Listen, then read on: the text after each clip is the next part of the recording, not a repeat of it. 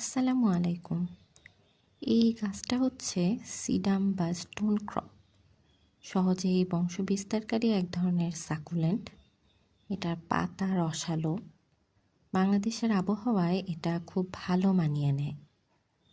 ছাদ বাগান সাজানোর জন্য জনপ্রিয়, কারণ এটা খুব কম যত্নেই টিকে থাকে। মাটি আর জৈব সার একসাথে মিশিয়ে মিডিয়া তৈরি করে এটা যদি লাগানো যায় তাহলে বেশ ভালো গ্রোথ আসে। সপ্তাহে 1 বা 2 বার এরকম হালকা পানি স্প্রে করা যেতে পারে।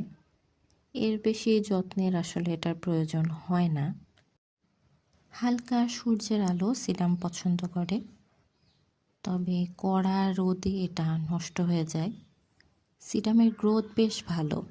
একটা ডালের অংশ মাটিতে যদি ফেলে রাখা যায়, কিছুদিনের মধ্যেই শিকড় গজায় আর সুন্দর ঝোপালো হয়ে যায় খুব অল্প সময়ের মধ্যেই। পুরনো গাছ ছেটে দিলে নতুন গ্রোথ ভালো হয়।